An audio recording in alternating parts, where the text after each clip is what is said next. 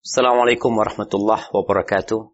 Alhamdulillah wassalatu wassalamu ala Rasulillah. Segala puji bagi Allah Jalla Jalaluh. Salawat dan salam semoga senantiasa tercurahkan untuk baginda Nabi kita Muhammad alaihi salatu wassalam. Amma ba'd, kaum muslimin yang semoga dirahmati oleh Allah Jalla Jalaluh.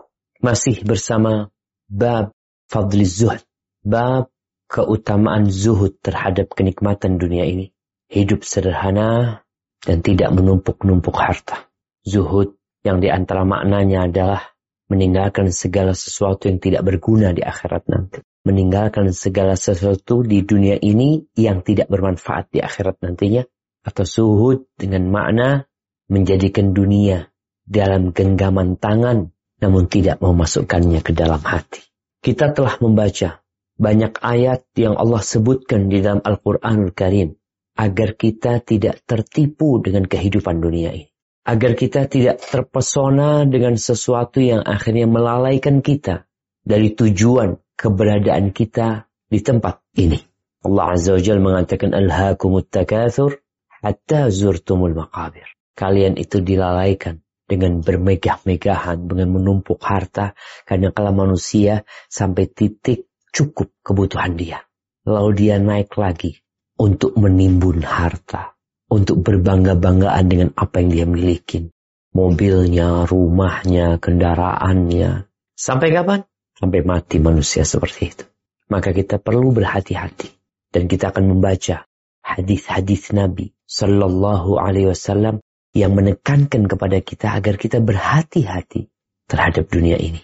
Terhadap harta, benda, dan godaan-godaan yang ada di dunia ini. عن عمرو بن عوف الأنصاري رضي الله عنه أن رسول الله صلى الله عليه وسلم بعث أبا عبيدة ابن الجراح رضي الله عنه إلى البحرين يأتي بجزيتها فقدم بمال من البحرين فسمعت الأنصار بقدوم أبي عبيدة فوافوا صلاة الفجر مع رسول الله صلى الله عليه وسلم فلما صلى رسول الله صلى الله عليه وسلم انصرف فتعرضوا له فتبسم رسول الله صلى الله عليه وسلم حين رآهم ثم قال أظنكم سمعتم أن أبا عبيدة قدم بشيء من البحرين فقالوا أجل يا رسول الله فقال أبشروا وأملوا ما يسركم فوالله ما الفقر أخشى عليكم ولكني أخشى أن تبسط الدنيا عليكم كما بسطت على من كان قبلكم فتنافسوها كما تنافسوها فتهلكهم كما أهلكتهم متفق عليه. Dari Amr bin Auf Al-Ansari radhiyallahu anhu bahwa Rasulullah sallallahu alaihi wasallam pernah mengutus Abu Ubaidah bin Al-Jarrah radhiyallahu anhu ke Bahrain untuk mengambil jizyah dari penduduknya. Kemudian dia kembali dari Bahrain dengan membawa sejumlah harta. Lalu kaum Ansar mendengar kedatangan Abu Ubaidah itu, maka mereka pun berkumpul untuk mengerjakan salat subuh bersama Rasulullah sallallahu alaihi wasallam. Setelah selesai salat, Rasulullah sallallahu alaihi wasallam pulang. Namun para sahabat menghampiri beliau, kemudian beliau tersenyum saat melihat para sahabatnya ini.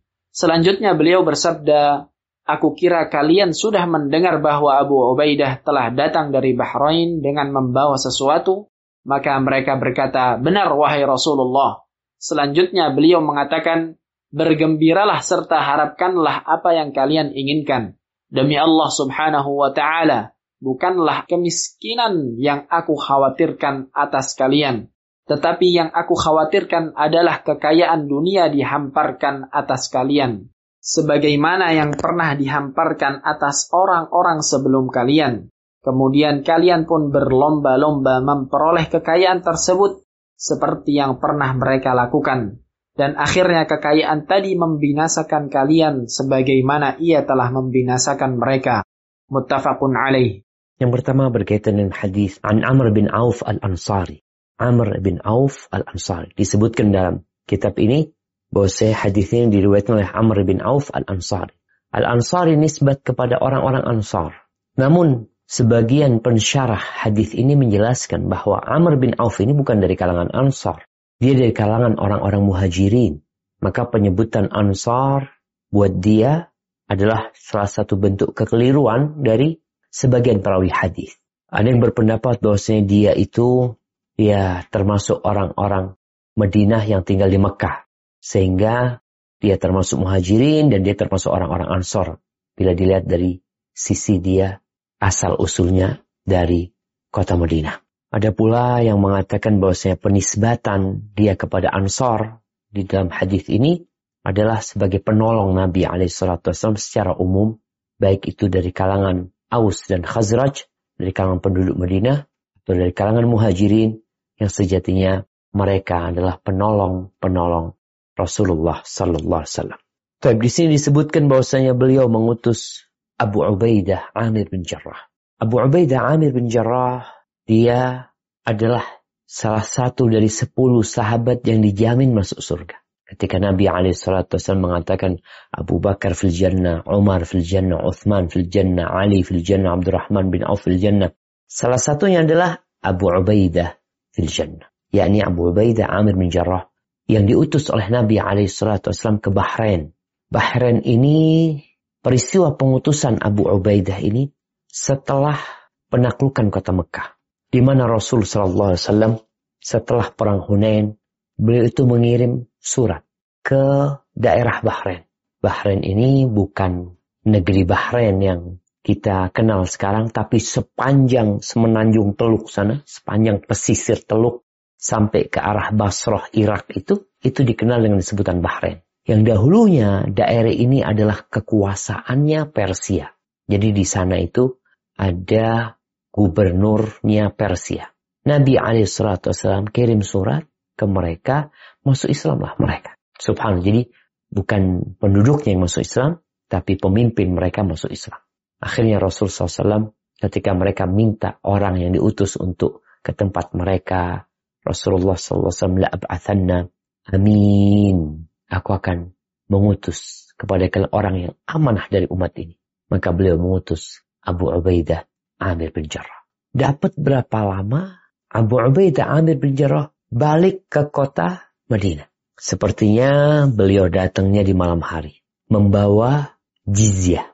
Jizyah ini salah satu bentuk upeti yang dikenakan kepada orang-orang yang enggan masuk Islam. Sebagai salah satu bentuk konsekuensi mereka hidup di negeri Islam, di mana negara akan melindungi mereka dan menyelamatkan mereka dari kewaliman dari serangan-serangan musuh. Mereka adalah orang-orang Majusi, maka mereka bayar jizyah. Ini jizyah pertama yang dibawa dari luar kota Madinah ke Madinah. Karena di Madinah nggak ada jizyah.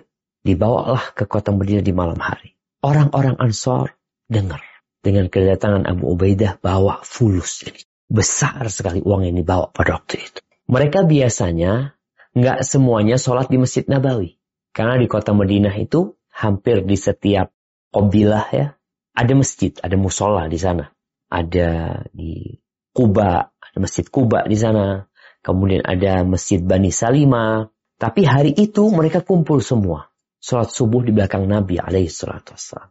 Selesai sholat Nabi SAW, Nabi mau pergi. Biasanya Rasulullah SAW, beliau selesai sholat insaraf itu berbalik kepada makmum melihat kepada makmum, sahabat itu pada datang menghampiri Nabi SAW. Karena kebiasaan Rasulullah SAW, kalau habis sholat subuh itu, beliau tidak beranjak dari tempat sholatnya sampai matahari terbit. Melihat mereka menghampiri Nabi SAW kayak setor muka sama Nabi SAW, Nabi tersenyum. Nabi faham nih dengan kenapa orang-orang Ansor kok pada datang. Sulit hidup mereka waktu itu. Maka beliau berkata, alaihi salatu wassalam, adhunnukum sami'tum anna Aba Ubaidah qadima bi syai'in minal Bahrain. Oh, kayaknya kalian dengar nih, Abu Ubaidah baru datang dari Bahrain bawa sesuatu. Kalau ajal ya Rasul. Terus apa kata Nabi SAW? Beliau mengatakan, abshiru wa ammilu ma yasurrukum. Kalian bergembiralah. Kalian berharaplah dengan sesuatu yang menggembirakan kalian. Baik, berarti aman nih. Urusan fulus buat mereka aman. Karena Nabi udah kasih kabar gembira. Kalian gembiralah, fulus ada gitu. akan dibagikan kepada kalian. Lalu beliau mengatakan, fawallahi mal faqr akhsha alaikum. Demi Allah, aku tuh nggak takut kalian ditimpa dengan kefakiran. Nggak takut. Walakinni akhsha an tubsata alaikumud dunya. Yang aku takutkan sebaliknya.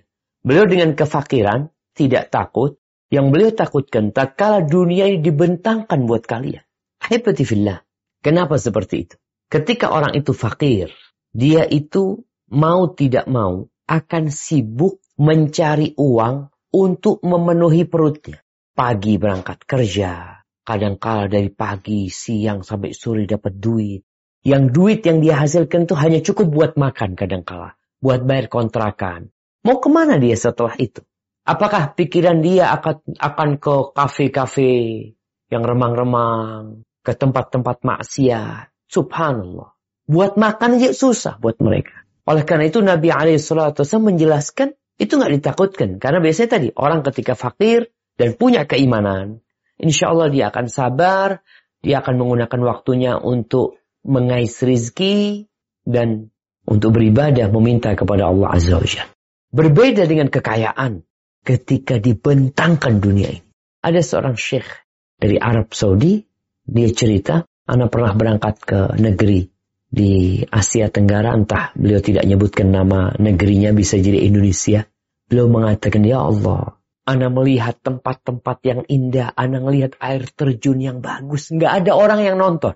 Datang ke sana, liburan ke sana, nggak ada, kata Syekh. Ya kalaupun ada 1-2 orang. Ketika Syekh bertanya, kenapa orang-orang kok nggak pada kesini berlibur? Kata yang bawa Syekh ini, orang-orang sibuk cari fulus, Syekh. Mereka nggak punya duit gitu loh. Terus mau duduk-duduk di sana, nonton, ya, berlibur. Ya mungkin sesekali lah. Kalau punya duit lagi. Kalau nggak punya duit, orang akan berpikir cari duit buat makan. Maka Nabi mengatakan, yang aku takutkan ketika dunia dibentangkan buat kalian. Tuh orang kalau sudah punya uang lebih, dia berpikir, buat apa nih? Mau kemana nih? Besok mau makan di mana? Besok mau berlibur kemana? Besok mau terbang kemana? Besok mau beli apa? Ini, itu. Karena ada kelebihan uang dia. Yang kadang-kala membuat dirinya jadi sombong. Bahkan membeli hal-hal yang tidak dibutuhkan sama dia. Sampai kepada level kolektor. Ada kolektor tas mahal. Buat apa sih? Gak ada, buat koleksi. Ada kolektor benda-benda antik. Jadi di rumahnya itu semuanya benda-benda antik. Kita lihat, ya Allah, tuh orang rumahnya mau roboh. Tuh masjid belum jadi-jadi. Engkau koleksi sebuah barang yang gak ada gunanya sebenarnya. Hanya untuk prestis dia.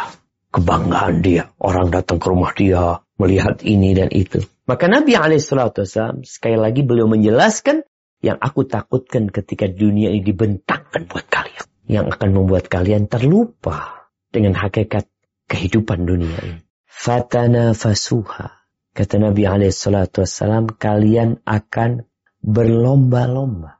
Kalian akan bersaing. Setelah itu, persaingan itu ketat biasanya. Seperti orang-orang terdahulu bersaing. Bersaing untuk apa? Untuk makan? Bersaing untuk koleksi harta. Untuk menumpuk harta. Untuk memperbanyak kendaraan yang dia miliki. Sebagaimana orang-orang dulu bersaing. Persaingan itu akan mengantarkan kepada hasad, iri, dengki. Kadangkala sampai menghalalkan segala cara. Karena urusannya bersaing sudah. Maka dunia itu akan menghancurkan kalian.